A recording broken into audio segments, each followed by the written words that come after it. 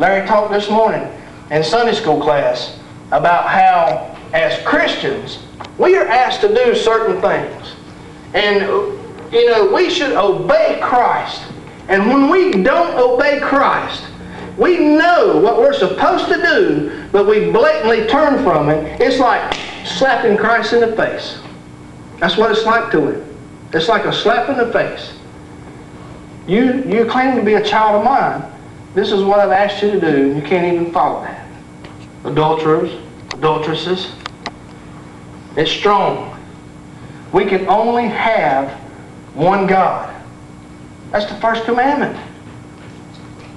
Giving into the world is like allowing another God into our life. It's similar to a form of idol worship. We've got to strive to put off the things of the world, to stay away from those things, and to keep the Lord in the forefront of all things in our life. Another thing Larry talked about this morning, priorities. Where are our priorities? Are our priorities in order? Maybe we're having some struggles at home and things ain't going right, and maybe it's because we don't have our priorities in order. Till you get your priorities in order, start putting God first at the top of the list, do you think He's going to continue to bless the other things? Probably not. More than likely not. Where's our priorities? The third thing that we see here, God's grace abounds. Look at verse 6. But He giveth more grace. Wherefore He saith, God resisteth the proud, but giveth grace unto the humble. Thank goodness for God's grace. That God has grace and mercy upon us, because if He didn't, there's no telling where I would be today. I have an uncle that died of a drug overdose. I could have been right there with him if it wasn't for God's grace. Reaching down and picking me up out of that. He knows that we have an old fleshly nature. Even us Christians. He knows that things come up in our life that we can fall to. And things that will creep up on us. And as Christians, those of us who have called on Him, He is working within us. He gives us grace. He puts that upon us, that grace.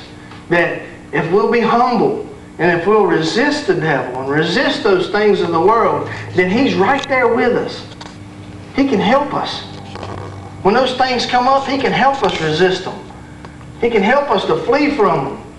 If you draw close to God, He will draw close to you. But you got to make that effort. You got to draw close to Him. You got to be in prayer and studying. If you are not saved, call on Him today. Ask Jesus to be the Lord of your life. Ask Him to come and help you. To come into your life and save you. He can help you resist the devil and to flee from those things of the world. It's hard enough battling those things with Him. I mean, it's hard enough to go out there in the world today as a Christian and take a stand and to battle against those things with Him on my side. I couldn't think of doing it without Him. I mean, my life would be a mess. And that's why so many people, they're struggling. They're constantly looking for something. They've got a void in their life that they feel like, I'm looking for something. I'm just not happy enough. I'm not this enough, that enough. They keep reaching for this and that, trying to fill that void in their life when it's right here. This is the void. God can fill that void. Jesus Christ can fill that void. He can fill that space. He can help you. I couldn't imagine doing it without Him. Those of you who are saved and fall for the illusion that it's okay to do worldly things, yet live for Christ. Verse 8 says this, for you to purify your heart, you double-minded. You're having a double mind. You're trying to do for Christ and trying to do for the Lord at the same time. You can't do that. You need to purify your heart. Get those things out.